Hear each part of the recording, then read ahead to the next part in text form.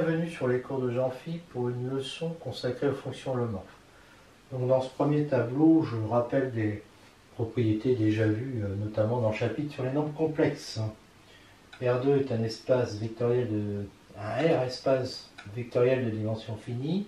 Ces normes sont équivalentes, on choisit la norme euclidienne et on considère phi l'application qui est x, y, associe x plus y appartenant à C qui était un isomorphisme du R espace vectoriel R2 vers le R espace vectoriel C. En fait, c'est ça qui identifie C à R2. Et c'est une isométrique, donc un homéomorphisme. Et si U est inclus dans R2, on peut noter UC égale phi de U. Si UC est inclus dans C, on note U égale phi moins 1 de U. C'est une identification. Comme phi est un homéomorphisme, on a U ouvert de R2 implique que UC, qui est phi de U, peut s'écrire phi moins 1, donc comme phi moins 1 est continu, c'est un ouvert de C. Et si UC est un ouvert de C, U égale phi moins 1 de UC va être un ouvert de R2 puisque phi est continu. Là c'était phi moins 1 et là c'est phi.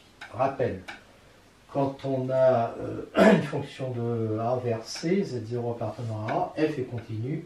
Si quel que soit epsilon positif, il existe nu positif tel que ça implique ça. F est continu sur A si elle est continue partout.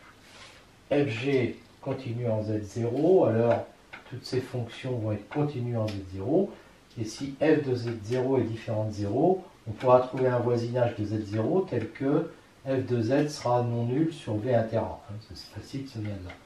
Donc 1 sur f, g sur f et f puissance n pour n appartenant à Z seront continus en Z0.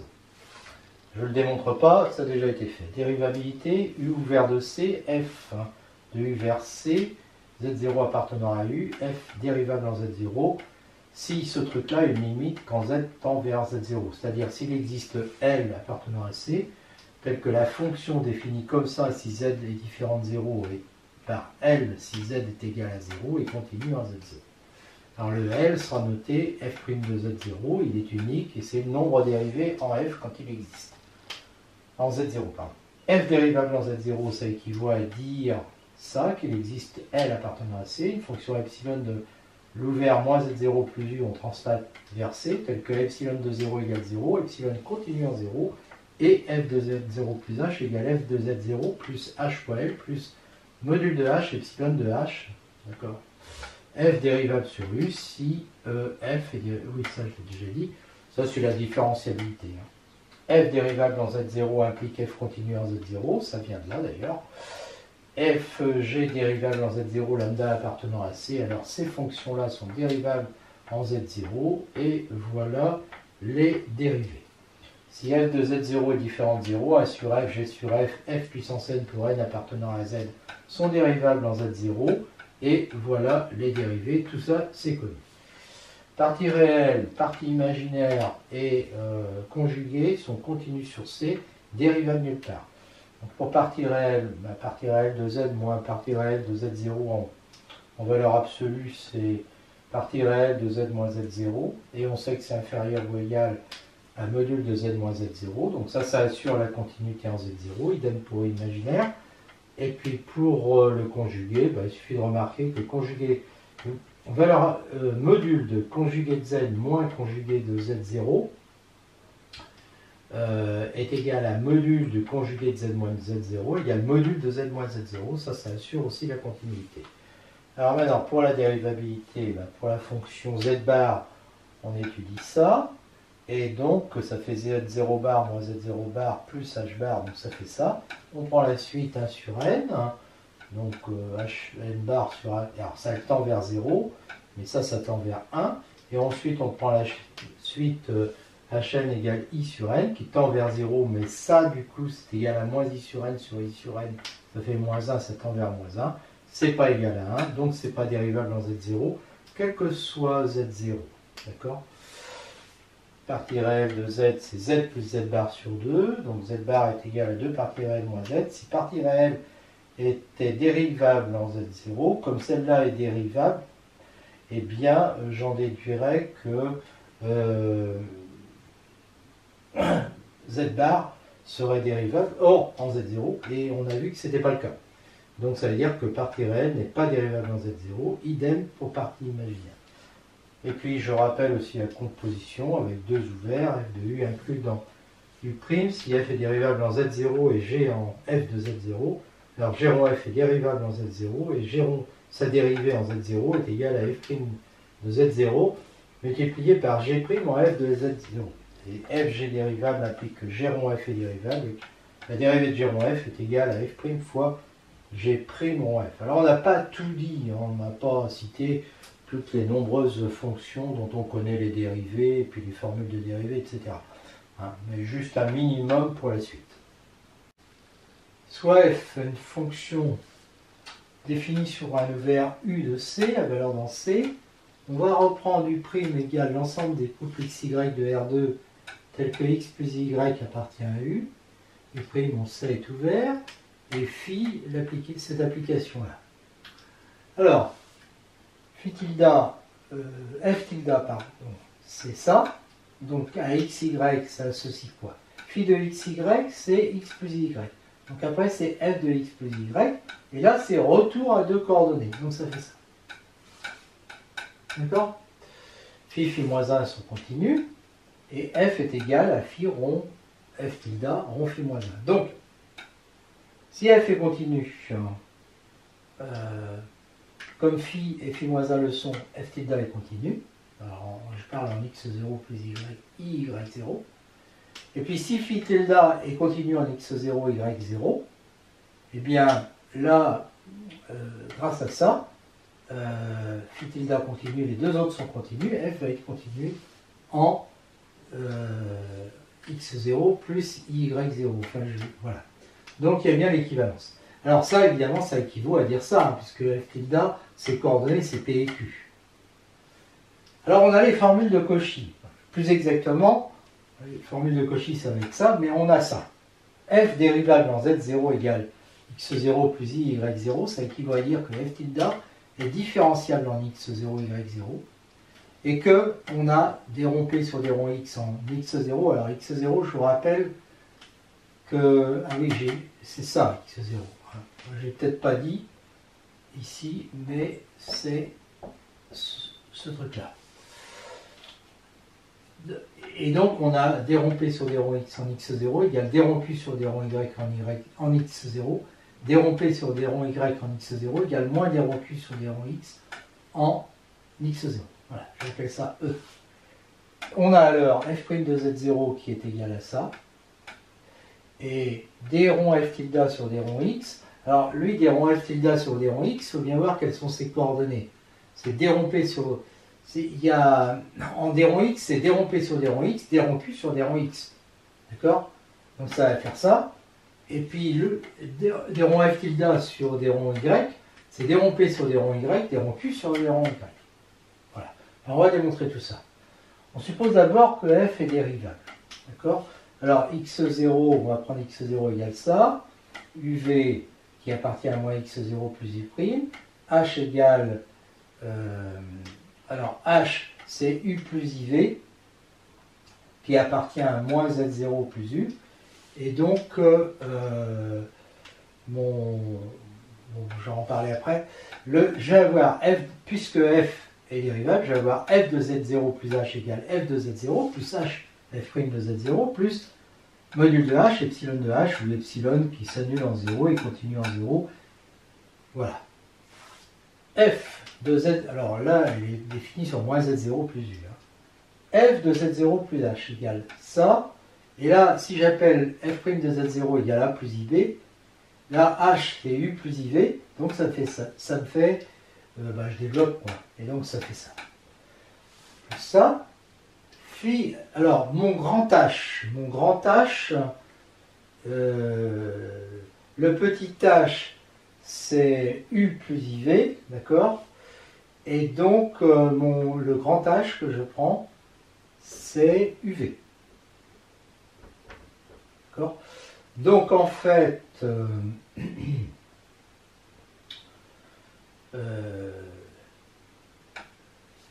ça, le Z0 plus H, c'est phi de X0 plus H. Le Z0, c'est phi de X0, d'accord? Bon, ça, je laisse. Et ça, c'est pareil, c'est le phi de grand H. D'accord? Et ça, c'est epsilon de phi de grand H. Donc maintenant, j'applique phi moins 1. D'accord? Donc ça fait ça, phi moins 1, qui est de toute façon un homomorphisme. Donc là, il va me ramener à 2 coordonnées. D'accord? Ça, c'est exactement égal à la norme de H. Et puis celui-là, ben, je vais l'appeler phi moins 1 rond epsilon rond phi. Je vais l'appeler mu. D'accord? Alors ça, c'est défini sur moins x0 plus u'. Et évidemment, la valeur en 0, 0, ben, ça va être phi de 0, 0, c'est 0. En epsilon, c'est 0. Et puis je reviens à 0, 0. Et comme epsilon est continu, phi est continu, phi moins 1 est continu, donc mu est continu. Et donc, du coup, je me retrouve avec ça. Ça, c'est ça. Ça, c'est ça. Et ça, bah, c'est un G de H, je vais dire ce que c'est, plus norme de H, mu de H. Le G de H, bah, c'est ça, d'accord? Et ça correspond à cette matrice-là. C'est une application linéaire, d'accord? Et donc, ça va me permettre de dire que f tilde est différentiable en x0, et que sa différentielle, c'est la fonction qui a uv associe u. Alors, je mets u en facteur, donc ça fait a, b, plus v, moins BA. D'accord? Ça, c'est le dx, ça, c'est le dy qui me permet de dire que d rond f tilde sur d rond x en x0, c'est AB. Et donc, et que d rond f tilde sur d rond y, c'est moins BA. Et ce qui me permet d'avoir d rond p sur d rond x qui vaut A, donc, et d rond q sur d rond x qui vaut B. Et puis d rond p sur d rond y qui vaut moins b, et d rond q sur d rond y qui vaut a. Et donc, ça me donne exactement les conditions de Cauchy. Vous regardez, c'est évident. Dans l'autre sens, donc je suppose qu'elle est différentiable, d'accord? Voilà. Et là, je vais avoir la différentielle, c'est quoi? La différentielle, c'est quand je lui applique U et V, c'est ça. D'accord? C'est-à-dire, ça joue le rôle du dx, et ça du dy. Donc, ça nous fait, ce truc-là, ça fait ça fois U, plus ça fois ça. D'accord? Et puis, donc ça fois U, pas de problème. D rond P sur D rond Y fois V, c'est pas de problème. Alors de l'autre côté, j'ai D rond Q sur D rond X, mais D rond Q sur D rond X fois U, D rond Q sur D rond X, c'est moins D rond P sur D rond Y. D rond Q sur D rond X, c'est moins D rond P sur D rond Y. D'accord? Donc ça fait ça. Et puis j'ai le D rond Q sur D rond Y qui vaut D rond P sur D rond X. Toujours la même chose. Hein. Donc en fait, j'ai AU moins BV, BU plus AV. Quand je prends A égale ça, et donc c'est égal à ça. Et quand je prends B qui est égal à l'opposé de ça. D'accord? Et donc qui est égal à ça. Voilà. Et donc j'obtiens, alors ça c'est quoi? Le x0 plus h, c'est phi moins 1 de z0 plus h. Ici, x0, c'est phi moins 1 de z0. Donc j'ai ça, et puis je vais avoir plus ce truc-là. D'accord? Et j'applique phi maintenant. Je fais tout à l'inverse de l'autre. Hein. D'accord? Ça va me donner f de z0 plus h. Ça va me donner f de z0. Et puis ça, bah évidemment, quand j'applique phi, je vais retomber. Ça, c'est partie réelle, partie imaginaire de quoi? De A plus IB facteur de U plus IV, c'est-à-dire A plus IB H.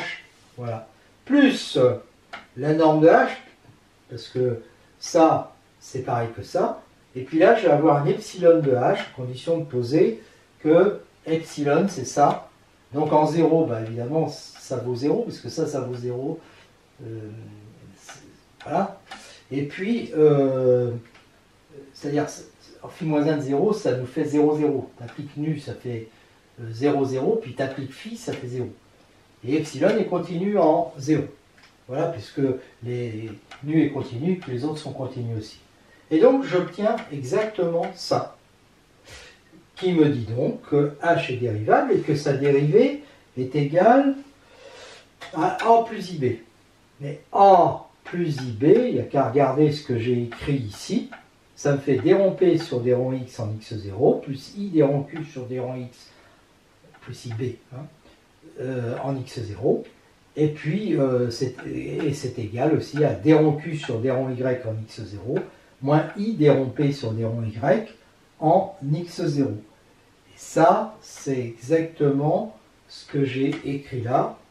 Et voilà, c'est gagné. On a démontré la condition, le rapport entre la dérivabilité de f et puis la différentiabilité de f tilde et les conditions essentielles de Cauchy.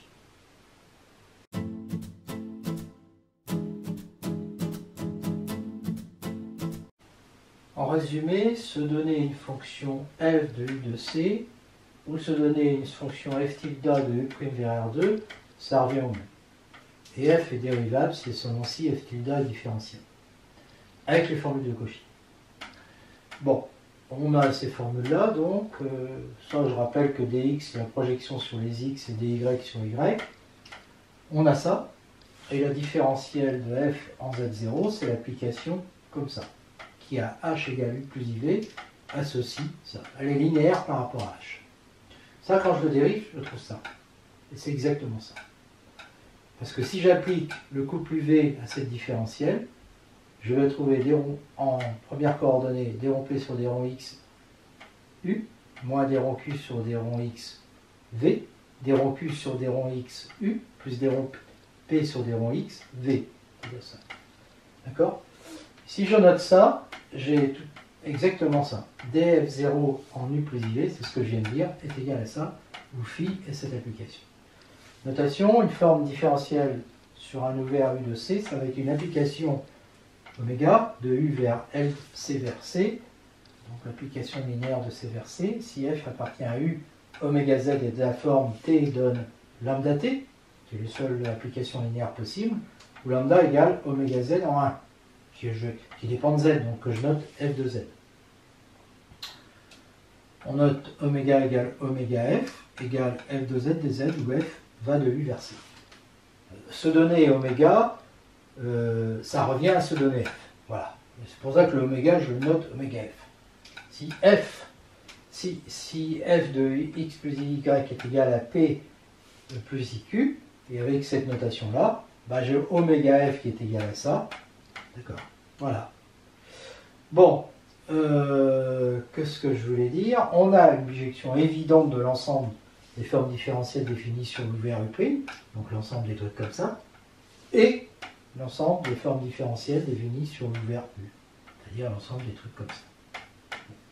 Cette bijection évidente, c'est évidemment ça.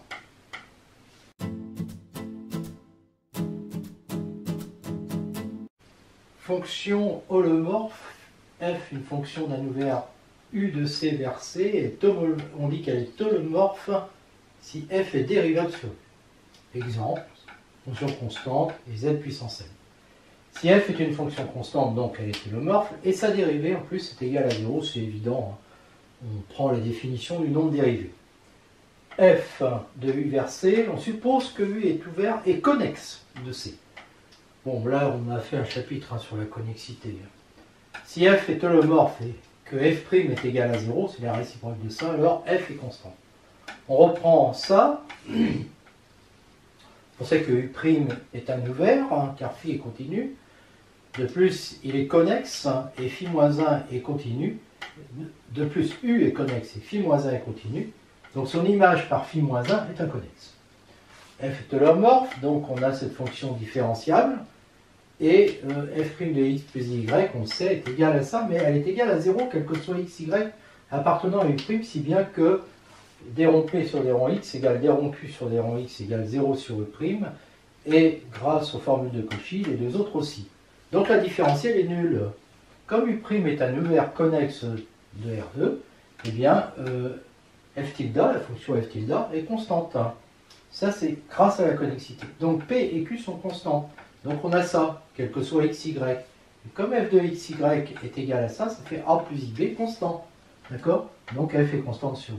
Une deuxième démonstration, ça consiste à prendre E égale f-1 enfin, à prendre tous les z tels que, appartenant à U, tel que f de z est égal à f de z0. Donc c'est un fermé, puisque ça c'est un fermé. Et si je prends z1 appartenant à E, il existe une boule centrée en z1 inclus dans U, puisque U est ouvert. Et donc je vais m'intéresser, je prends z appartenant à B, et je vais me balader là. Je m'intéresse à cette fonction-là. D'accord? Elle est dérivable, sa dérivée est égale à ça, mais comme f' égale 0, ça fait 0. Donc phi est constante, phi de t égale phi de 0 égale f de z1, et pour t égale 1, phi de 1 est égal à... pour t est égal à 1, c'est fait phi de 1 égale f de z. Donc f de z est toujours égal à f de z1 sur cette boule.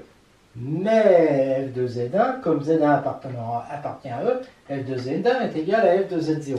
Donc f de z est égal à f de z0 sur cette boule. Donc ça veut dire que la boule, pour tout z1 appartenant à E. Donc ça veut dire que la boule là est inclue dans E, pour tout z1 appartenant à E. Et donc ça veut dire que E est un ouvert. Donc E oui, est ouvert et fermé. Donc comme U est connexe et que E est différent du vide, eh bien E est égal à U.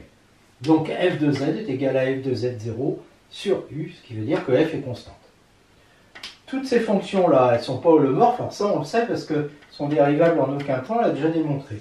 Celle-là n'est pas holomorphe sur C étoile, qui est un ouvert, hein. Donc pas sur C, mais elle est dérivable quand même en 0, parce que si on fait f de z0 plus h moins f de z0 sur h, on obtient ça. Donc ça tend vers 0, et ça n'a pas de limite, sauf si z0 est égal à 0. Donc en fait, c'est pas dérivable si z0 est différent de 0, mais si en z0, ça c'est égal à 0, et ça tend vers 0, et donc tout ça tend vers, alors z0 mais qui vaut 0, d'accord? Et à ce moment-là, c'est dérivable en 0, et f'0 est égal à 0. Soit U un ouvert connexe de C, f fonction holomorphe de U vers C, alors on a les équivalences f constante sur U, P égale partie réelle de f constante sur E', imaginaire de f constante sur E', module de f constante sur U, et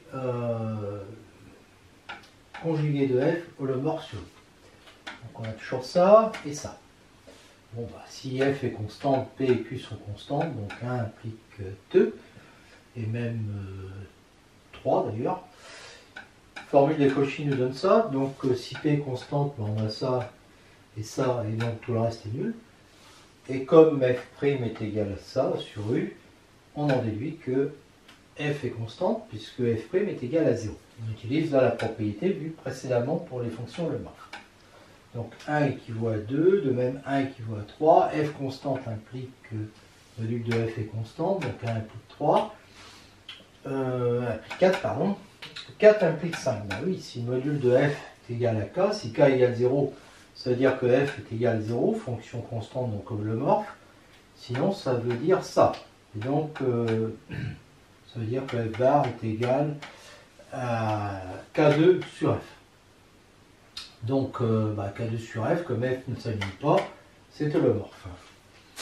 Et 5, eh bien, on suppose que f est le conjugué de f est holomorphe.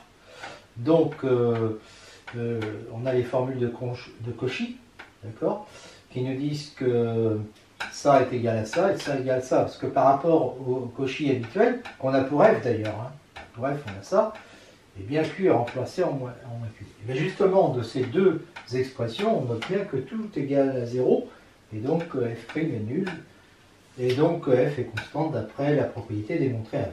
Donc 5 implique 1, d'où le résultat. Voilà, il y a les équivalences. Fg ouvert, alors je rappelle, parce que bon, j'aurais dû le faire avant, que si Fg sont des fonctions définies sur un ouvert U de C à valeur dans C, que lambda appartient à C, mais ça, j'ai déjà démontré, hein. Mais je ne disais pas holomorphe, je disais dérivable. Si Fg sont holomorphes, c'est-à-dire dérivable sur U, évidemment que tout ça c'est holomorphe, et si F ne s'aligne pas, alors ça sont des fonctions aussi holomorphes. Je ne mets pas là les formules de dérivation qu'on a déjà écrites.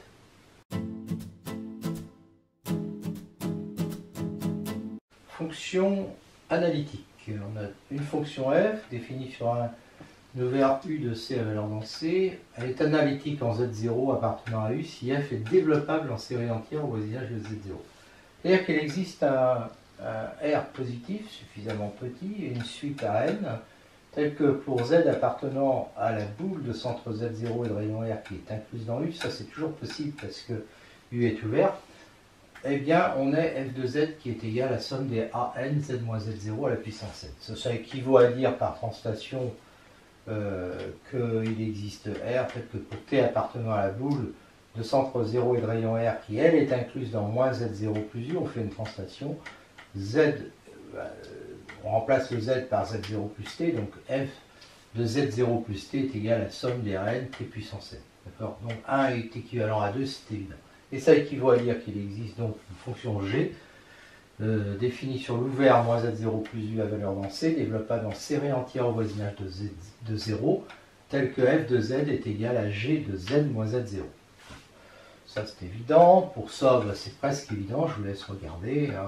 T appartenant à la boule de centre 0 et de rayon R, incluse dans moins Z0 plus U. Je pose donc G de T va donc être égal, grâce aux hypothèses du 2, la somme des AN puissance N, AN T puissance N, et j'ai bien G de Z0, de Z moins Z0, pardon, qui est égal à F de Z. Puisque G de T, c'est ça. D'accord.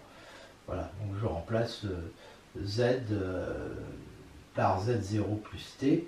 D'accord. Et donc, ça me fait bien ça. Voilà. Petit 3, alors si je suis. Donc, ça me donne le 3, ça. Et si je prends le petit 3, donc j'ai ça. Et F de Z, je sais que c'est G de Z moins Z0. Donc, ça va faire ça pour Z appartenant à la boule de centre 0, Z0 et de rayon R qui est incluse dans le. Parce que là j'étais là-dessus. Donc je retombe sur 1 et on a les équivalences. F défini sur un ouvert U de C à valeur dans C, analytique sur U si elle est analytique en tout T. Alors attention à ce que ça veut dire ça. Ça veut dire que, en tout Z, pardon. Ça veut dire que pour tout Z appartenant à U, il existe un rayon R qui dépend de Z, positif, et une suite AN qui dépend aussi de Z, tel que pour Z' appartenant, oui alors R, j'avais déjà dit ça, tel que pour Z' appartenant à la boule centrée en Z de rayon RZ, qui est incluse dans U, on est Fz' égale somme de 0 à plus l'infini d'AN de Z, puisque AN dépend de Z, vecteur de Z' moins Z à la puissance N. Théorème. Donc, F de l'ouvert U de C vers C, analytique en Z0 appartenant à U, alors il y a unicité de la suite à N qui ne dépend que de Z0. F est C infini au voisinage de Z0 et AN est égal à Fn de Z0 sur factoriel N, quel que soit N appartenant à N, avec les notations précédentes. Démonstration, on avait cette fonction G qui était une série entière, donc elle est C infini sur la boule de centre 0 et de rayon R, hein, et on sait que son coefficient AN s'obtient en faisant Gn de 0 sur factoriel N, quel que soit N appartenant à N. F de Z est égal à G de Z moins Z0 pour Z appartenant à B à cette boule qui est incluse dans U. Ça, c'est une fonction qui est C infini. Je compose avec G qui est C infini. Je prends une fonction F qui est C infini sur la boule Z0R. Et Fn de Z, bon, bah, comme la dérivée de Z moins Z0 c'est 1, bon, on pourrait faire une récurrence, mais ça ne mérite pas. F' de Z est égal à G' de Z moins Z0, puis on recommence, etc. Et à partir de Fn de Z égale Gn en Z moins Z0, si je redérive, ça fait Fn plus unième de Z est égal à Gn plus unième en Z moins Z0. Donc c'est toujours vrai ça. Et donc j'ai toujours ça, ce qui implique en remplaçant Z par Z0 que Fn de Z0 est égal à Gn de 0, ce coefficient là. F de Z qui est égal à G de Z moins Z0 va être égal à la somme de AN Z moins Z0 à la puissance N pour Z appartenant à la boule centrée en Z0 incluse dans U. Et, c'est là que ça devient intéressant, AN c'était Gn de 0 sur factoriel N. Et bien c'est donc égal à Fn de Z0 sur factoriel N puisque j'ai ça. Et donc ça me donne bien l'unicité de la suite à N. Voilà. Conclusion, si f est analytique en Z0, il existe R suffisamment petit, tel que f est C infini sur cette boule incluse dans U, et f de Z est égal à somme de 0 à plus l'infini, fn de Z0 sous factoriel n, Z moins Z0 puissance n, pour Z appartenant à la boule de centre Z0 et de rayon R. Deux remarques. Si U est un univers de C et que f est une fonction analytique en Z0 appartenant à U, alors on sait déjà que f est C infini sur un voisinage V de Z0. Eh bien, les dérivées d'ordre n appartenant à n définies sur V sont analytiques. Alors, elles sont définies sur ce voisinage, hein, puisque f est C infini, et elles sont analytiques en Z0. Démonstration, j'ai ça sur un voisinage, et donc quand je dérive, alors ce voisinage c'est une boule ouverte, hein, quand je dérive, j'ai ça, dérivée calienne, d'accord, sur cette boule. Et donc, je vois bien que sur cette boule, il y a un développement en série entière au voisinage de Z0. Donc f km est bien analytique en Z0 sur U. Si U est un univers de C et f une fonction analytique de U vers C, alors f est C infini sur U et f km est analytique sur U, quel que soit K est analytique sur U, et quel que soit K appartenant à N. Alors, démonstration, bon, le premier point c'est évident, f est analytique, les deux d'ailleurs, en tout 0, Z0 appartenant à U, donc C infini sur un voisinage V de Z0, quel que soit Z0 appartenant à U, donc f est bien C infini sur U. On sait que f km de U vers C est analytique en tout Z0 appartenant à U, d'accord? Donc f km est analytique.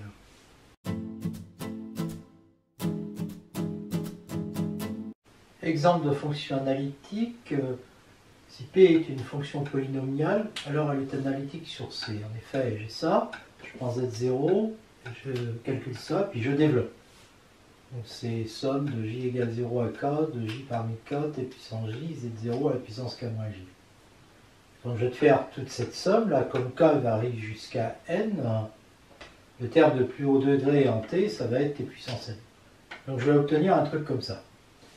Et en développant, et en disant que BK est égal à 0 quand K est supérieur à N, j'obtiens un truc comme ça. Et c'est vrai quel que soit T appartenant à C.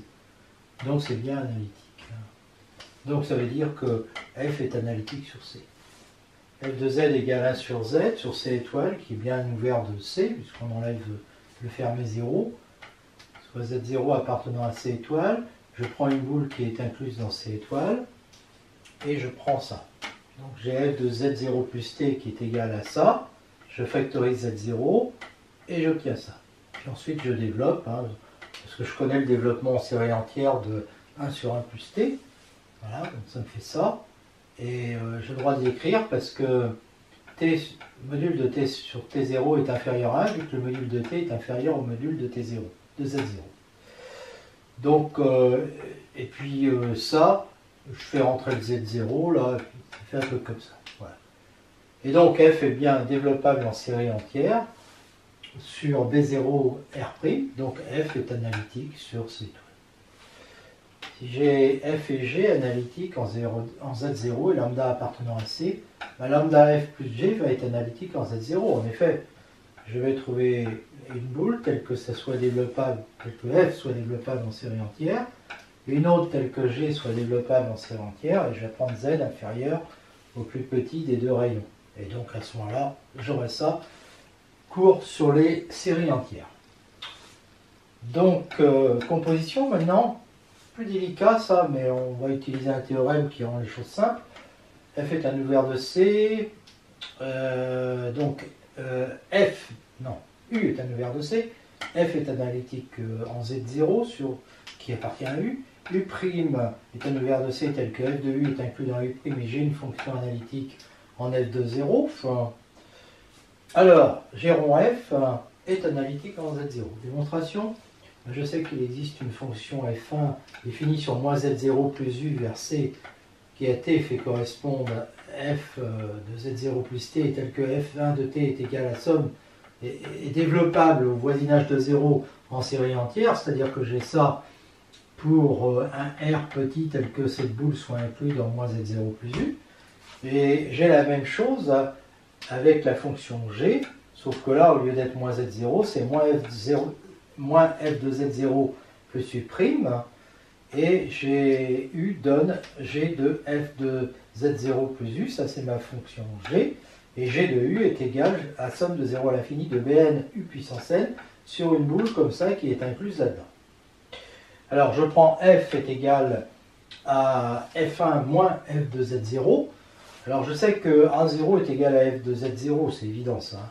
Donc f de t, grand f de t, ça est égal, donc si j'enlève le a0, ça fait somme de 1 à plus l'infini de n t puissance n sur b0r. Donc ça c'est une série. Hein. C'est une série convergente pour pour t en module inférieur à r. Gf de t est égal à 0. On sait qu'à l'heure, là je compose deux séries entières dont l'une est nulle. Deux séries entières définies au voisinage de 0, telles que f de 0 est égal à 0. Je sais alors que g rond f est développable en série entière sur une boule B0R avec un rayon que je peux prendre inférieur à R, bien sûr. G rond f de t est égal à quoi? Est égal à g en f de 0 plus f de t. Bon, c'est-à-dire g en a0 plus f de t. Bon, mais a0 plus f de t, ça fait exactement f1 de t. D'accord? Hein, puisque j'ai ça. Donc, c'est g en f1 de t. Et g en f1 de t, c'est g, f1 de t, c'est f de z0 plus t. F1 de t, c'est f de z0 plus t. Voilà. Donc, j'ai bien g rond f de z0 plus t qui est égal à ça, c'est-à-dire, et ça, c'est une série entière qui est développable en série entière au voisinage de 0. Voilà. Ça veut bien dire que g rond f est analytique en z0. U est un U vert de C, F et G, deux fonctions analytiques définies sur U, 0 appartenant à U, alors F fois G est une fonction analytique en Z0. Analytique en Z0. Démonstration, F de T est égal à F de Z0 plus T, c'est une série entière, pour T appartenant à la boucle de centre 0 et de rayon R positif inclus dans moins Z0 plus U. Pareil pour G, et on sait qu'alors F multiplié par G est développable en série entière, ce produit de série entière, sur B0R ou R, y compris entre 0 et 1 de R et R'. De plus, Ft multiplié par G de T est égal à ça, donc à ça. Et donc ça veut bien dire que F fois G est analytique en Z0. Si U est un ouvert de C et que F est analytique en Z0 et que f de z0 est différent de 0, alors on peut trouver une boule inclue dans U sur laquelle 1 sur f, défini comme ça, est analytique en z0. Démonstration, toujours la même chose, on considère donc cette série entière centrée en 0, f de 0 est égal à 0 est égal à f de 0 différent de 0, f est continue sur ça, et f de 0 est différent de 0, donc il y a une boule sur laquelle disons que comme grand F ne s'annule pas en 0, on va trouver une autre boule sur lesquelles, centrée donc en 0, sur lesquelles grand F n'est jamais nul. Donc c'est ce que je raconte ici en utilisant l'inégalité triangulaire. Donc c'est facile, je vous laisse regarder. Et donc on a ça, quel que soit voilà, sur cette boule-là, pour R' inférieur à ça. On sait que la fonction 1 sur f est développable en série entière, parce que c'est nulle pas en 0. Et donc, c'est-à-dire sur ça. Et comme 1 sur grand f est égal à ça, est égal à 1 sur f en z0 plus t, on en déduit que 1 sur f est analytique en z0.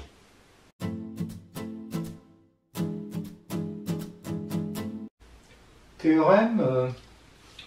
On a la fonction f développable en série entière en z0, on est dans C, sur la boule ouverte BZ0 R positif. Donc le centre Z0 et le rayon R positif, on a toujours ça. Voilà.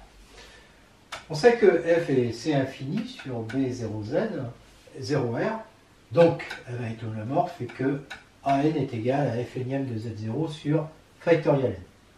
Et on sait que quand on dérive, la dérivée k-ième est égale à ça. Bon, ça, c'est des choses qu'on a apprises avec les séries entières. Montrons qu'elle est analytique sur la boule 0z, 0r. Démonstration, on prend z1 dans cette boule. On a ça qui est positif, donc on va prendre r positif entre les deux. On pourrait très bien prendre égal à ça d'ailleurs. Et puis z, si z appartient à b, z1r, alors z moins z1 est inférieur à r en module. Z moins Z0, inégalité triangulaire, est inférieur à ça plus ça, est inférieur à R, donc Z appartient à la boule Z0R. Bon, cette boule-là est incluse dans celle-là. Donc BZ1R est inclus dans B0R. Donc F de Z est égal à ça, pour tout Z appartenant à ça. Je pose U égale Z1 moins Z0, ils sont fixés si vous voulez Z1 et Z0, et je prends T égale Z moins Z1. F de Z est égal à ça. Parce que U plus T, ça fait bien Z moins Z0. Et ça, c'est égal à ça. Qui est égal à ça. C'est une série double. Je l'appelle G de T. Et cette série double, je vais regarder si elle est absolument convergente. Donc, je prends ça, et je note que c'est égal à ça. Et ça converge si ce truc-là, qui est positif, inférieur à R, c'est-à-dire si Z moins Z1 est inférieur à ça. C'est le cas pour module de T inférieur à R. D'accord? Donc, à ce moment-là, la somme est absolument convergente. D'accord? Et donc, on va pouvoir échanger. C'est-à-dire, cette série est convergente. Donc, celle-là est absolument convergente. Et on peut échanger les deux sommes. Donc, ça fait ça. Et ça va être la somme des alpha k t puissance k, pour k égale 0 à plus l'infini, où alpha k est égal à ça. Alors celle-là, elle est convergente parce que c'est dans le théorème. Je veux dire, on échange, mais la deuxième, évidemment, est convergente. Elles sont toutes convergentes, quoi. La somme des alpha k est convergente. C'est-à-dire, les alpha k convergent, et puis la somme des alpha k t puissance k aussi. Voilà. Alors, j'ai le module de t qui est égal à z moins z1 qui est inférieur à r. Donc f de z est égal à g de t est égal à la somme de k égale 0 à plus l'infini de alpha k z moins z1 puissance k. Pour z moins z1 inférieur à r. Donc je vois que f est analytique en z1, quel que soit z1 appartenant à b et z0r. Donc elle est analytique sur b z0r. Et on peut remarquer au passage que f de z, puisqu'il est égal à ça, on sait que c'est C infini, f km de z est égal à ça. D'accord? Et ça fait, en remplaçant, disons que an est égal à f énième de z0 sur factoriel n, ça fait exactement ça. D'accord? Donc je m'aperçois que f km de z1, parce que je peux remplacer z par z1. Et à ce moment-là, ça me fait ça. Est égal à ça. D'accord? Et donc à alpha k. C'est-à-dire que alpha k égale f km de z1 sur factoriel k. Je retrouve là le fait que f de z est égal à la somme de k égale 0 à plus l'infini de f km de z1 sur factoriel k, z moins z1 à la puissance k, puisqu'on a démontré que la fonction était analytique en z1. Hein? Et ceci pour tout z appartenant à b z1r. Soit U un ouvert de C et f une fonction de U vers C analytique en z0 appartenant à U. Alors elle est analytique sur un voisinage ouvert V incluant U de Z0 et les f km, parce qu'on peut en parler puisqu'on sait que f et C infini sur V sont analytiques sur V. Démonstration, il existe R positif tel que V égale B Z0R est inclus dans U. Je prends Z appartient à V, donc je sais que j'ai cette série entière. C'est une série entière. Et donc on a vu qu'elle est analytique. Et donc, comme elle est analytique, c'est ce que je voulais démontrer. Et comme elle est analytique sur V, on a vu aussi que ces dérivés f km vont être analytiques. Donc en fait, il suffit d'être analytique en un point pour être analytique sur tout un voisinage.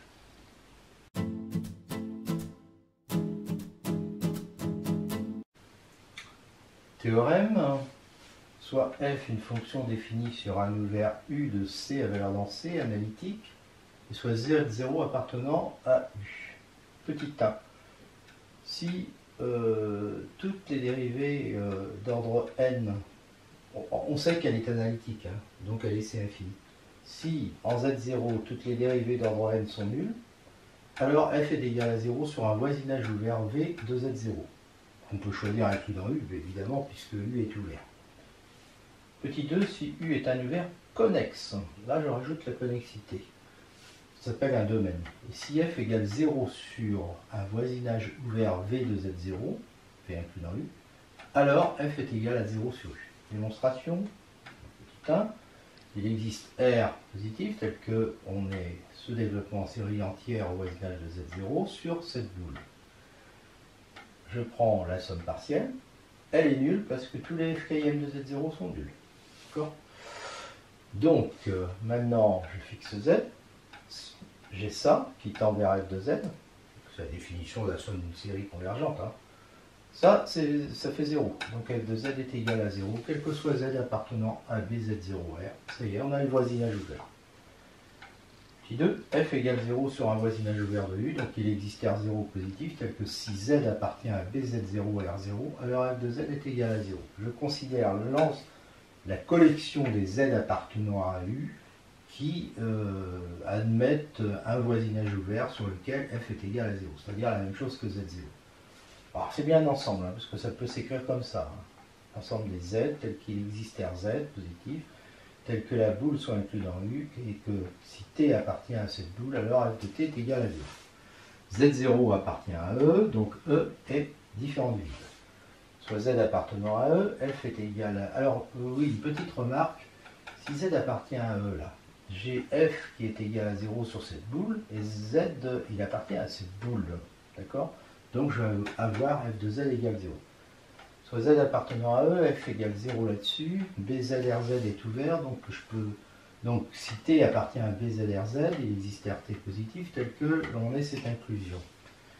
U appartient à BZRZ. Ça implique que F de U est égal à 0, d'accord? Donc, si U appartient à celle-là, ça sera égal aussi à 0. Et comme cette boule est incluse dans U, on en déduit que T appartient à E, quel que soit T appartenant à BZRZ. On a T appartient à E. Donc, on a cette inclusion. Donc, à chaque fois que Z appartient à E, on trouve une boule ZRZ qui est inclue dans E. Donc, E est un ouvert de U. Soit Z appartenant à l'adhérence de E suivant U, la topologie induite sur U, eh bien, c'est égal à ça. Il existe une suite Zn de E qui tend vers Z. Si Z appartient à E, F de T égale 0 sur cette boule. Donc, F Km de T est égal à 0 sur cette boule, quel que soit K appartenant à N. Donc, notamment, si je prends Z égale K, F Km de Z est égal à 0, puisqu'il appartient à la boule. Quel que soit K appartenant à N. Donc, F Km de Zn est égal à 0, quel que soit N et K. F est analytique sur U, c'est infini, donc ça veut dire qu'F Km est continu, quel que soit K. F Km de Zn qui vaut 0 tend donc vers F Km de Z, qui du coup vaudra 0, quel que soit K appartenant à N. J'applique le petit 1. Comme F Km de Z est égal à 0, quel que soit K, F est égal à 0 sur un voisinage ouvert. Donc je peux trouver une boule ouverte sur laquelle F est égal à 0. Ça veut dire que Z appartient à E. J'étais parti de Z qui appartenait à l'adhérence, je prends Z appartient à E. Donc ça veut dire que l'adhérence est égale à E et que E est un fermé de U. E est non vide. Il est fermé, il est ouvert dans le connexe U. Et c'est là que c'est important d'être connexe. Alors E est donc égal à U. Mais Z appartient à E implique que F de Z est égal à 0. Donc ça voudra dire, puisque E est égal à U, que F de Z égale 0, quel que soit Z appartenant à U, d'où le résultat.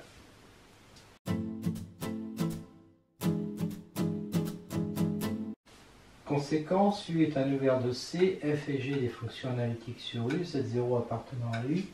Si F Km de Z0 est égal à G Km de Z0, quel que soit K appartenant à N, alors F égale G sur un voisinage ouvert de U. Si l'ouvert U est connexe et si F est égal à G sur un voisinage ouvert de U, alors F est égal à G sur U. Bon, c'est évident en prenant H égale F moins G.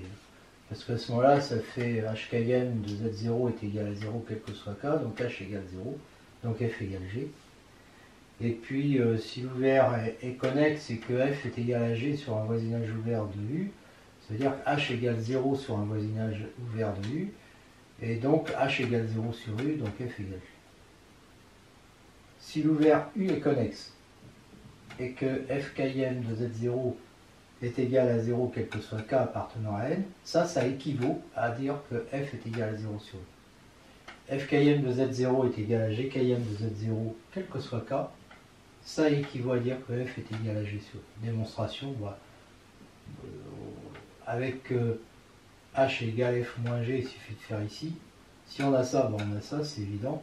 Et si on a ça, ça veut dire qu'on a F égale 0 sur un voisinage de Z0. Et comme l'ouvert est connexe, ça implique qu'on a F égale 0 sur U. Voilà. 0 d'une fonction analytique, U est un ouvert de C, F est analytique.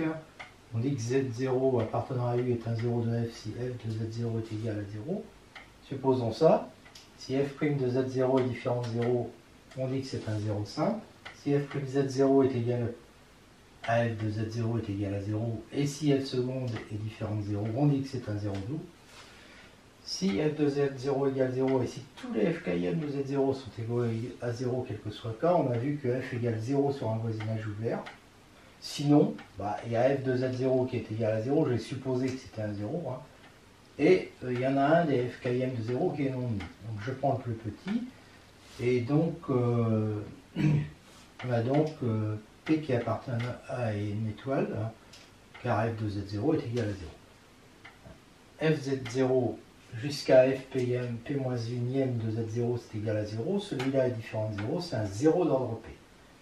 F est analytique, donc il existe une boule sur laquelle, incluant U, sur laquelle Z appartient à cette boule implique que F de Z est égal à ça. Développement en série entière. Que je peux écrire comme ça, puisque les premiers FKM sont nuls, et je factorise Z moins Z0 à la puissance P. G, c'est la fonction qui a Z appartenant à la boule, associe cette somme, j'ai divisé par Z moins Z0 à la puissance P. Ça n'empêche pas d'être une série entière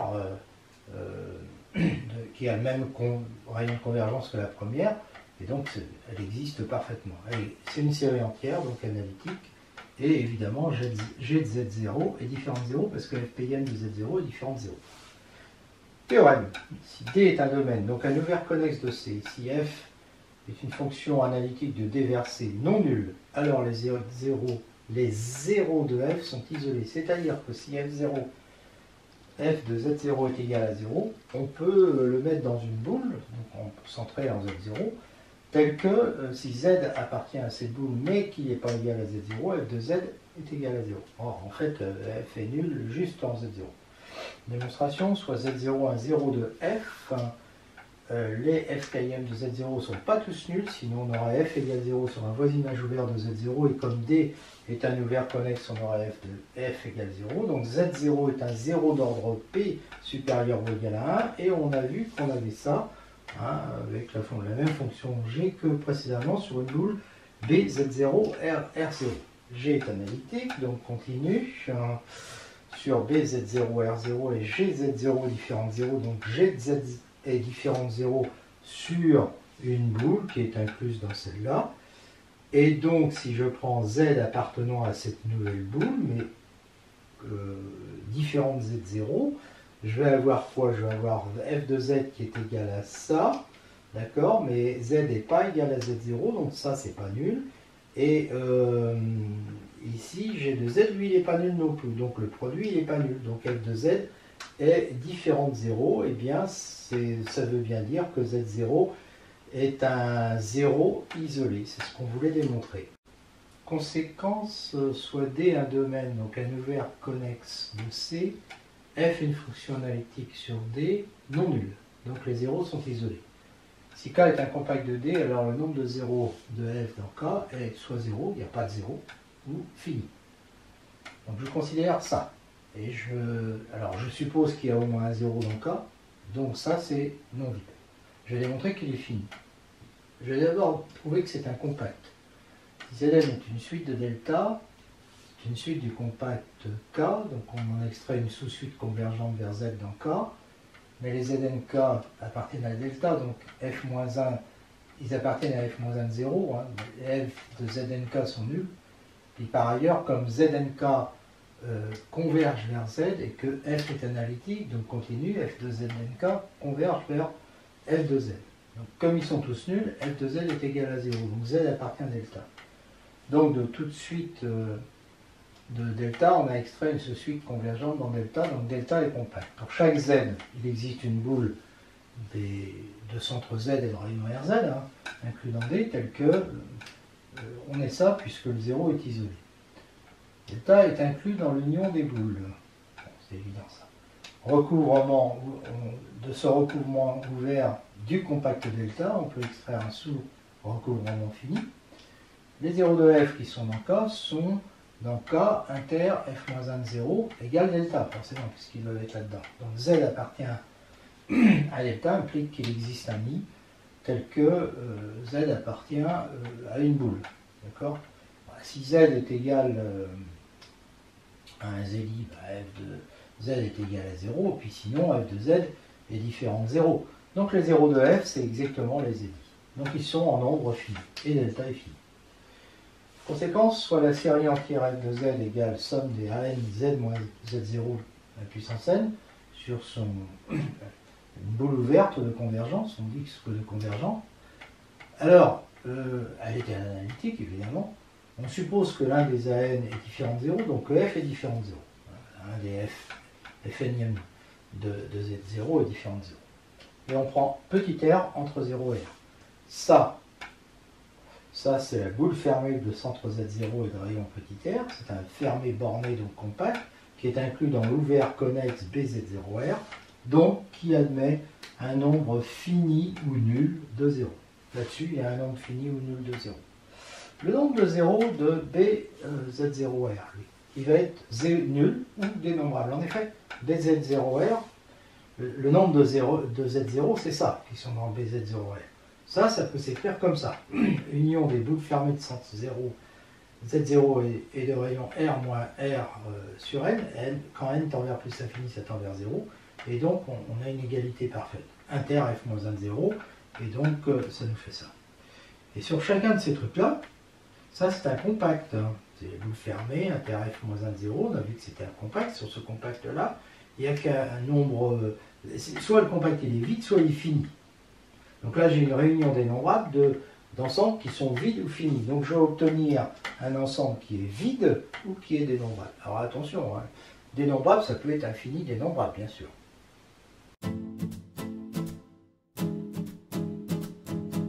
Théorème du prolongement analytique, f est une fonction définie sur un intervalle I ouvert de R à valeur dans R qui admet un développement en série entière, réel, donc en tout x appartenant à I. Alors on peut prolonger f, cette fonction qui est donc une fonction réelle, en une fonction analytique sur un ouvert connexe D de C contenant I. Ça sera donc, ce prolongement sera une fonction d'une partie de C vers C.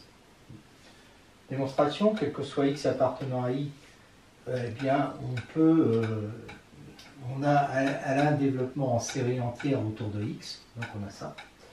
La série entière réelle est convergente pour valeur absolue de t inférieure à Rx, hein, par translation. La série complexe est convergente en tout t appartenant à R vérifiant ça. Donc le rayon de la série complexe est supérieur ou égal à valeur absolue de t, quel que soit t appartenant à R, vérifiant ça. Donc il est supérieur ou égal à Rx, et donc cette série complexe est bien définie sur la boule 0Rx qui est inclus dans C. Et fx de z, et donc, qui est égal à ça, va être définie sur la boule complexe centrée en x et de rayon Rx, mais cette fois-ci on est dans C. Elle est analytique puisque c'est une série entière. Si je prends x1 différent de x2, appartenant à I, je peux supposer x1 inférieur à x2. Supposons que l'intersection des deux boules soit égale au vide, alors j'ai fait un petit dessin. Les boules coupent ici I en intervalle qui est AB. Alors ça nous fait, alors ça je l'explique après, la dérivée énième de fx de t, c'est ça, d'accord? Et ça, c'est aussi la dérivée énième de f de t. Donc la dérivée énième de fx en t, t qui est un nombre réel, c'est la même que la dérivée énième de x en t. D'accord? Qu'est-ce que j'ai fait? De f, pardon. De f. Voilà.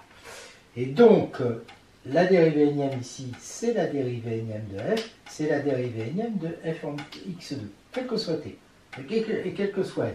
Je fixe t. Bx1, Bx1, Bx2 sont des ouverts et connexes, parce qu'ils sont convexes, et donc delta est non vide, donc c'est un domaine ouvert convexe de C. T appartient à delta, que j'ai fixé. Et on a toutes ces dérivées, ces deux dérivées qui sont égales, enfin les dérivées énièmes, quel que soit n. Donc on sait que fx1 égale fx2 sur delta, ce qui permet de construire f tilde sur l'ouvert, puisque si le z appartient à deux boules, ben le fx1 de z sera égal à fx2 de z. D'accord? Donc on définit comme ça. Voilà. Si z appartient à b, r, x, rx. D est connexe par arc, car si z1, z2 appartiennent à d, je peux les relier par des segments. Enfin, par une ligne polygonale.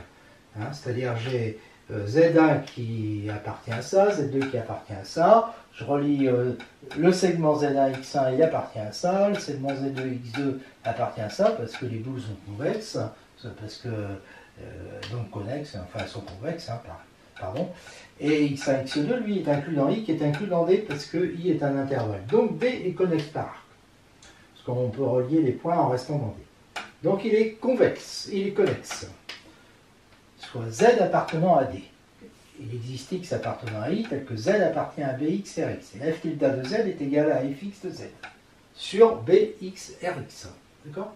Fx est analytique, donc il admet un développement série entière au voisinage de tout Z' appartenant à BX Rx, et en particulier de Z' égale Z.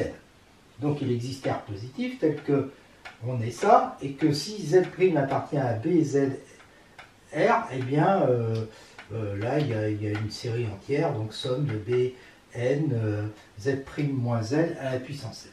Bn, c'est des complexes. Z' appartient à Bx Rx. Donc, f tilde de Z' va être égal à la somme de 0 à plus l'infini de Bn, facteur de Z' moins Z à la puissance n. Et donc, je vois que f tilde est analytique en Z, quel que soit Z appartenant à D. Donc, elle est analytique sur D. Enfin, pour tout X appartenant à I, X appartient à la boule de X et Rx, évidemment. F tilde de X va donc être égal à fx de X. Alors fx de X, c'est quoi? Il faut regarder par là. C'est A0 de X. Et A0 de X, c'est quoi? Il faut regarder ici. C'est f de X. Hein. D'accord? Et donc, j'ai ça, quel que soit X appartenant à I. Donc, la restriction de f tilde à I est égale à F. Et f tilde est analytique sur D. Eh bien, c'est bien, le problème est résolu. F tilde est un prolongement analytique de F.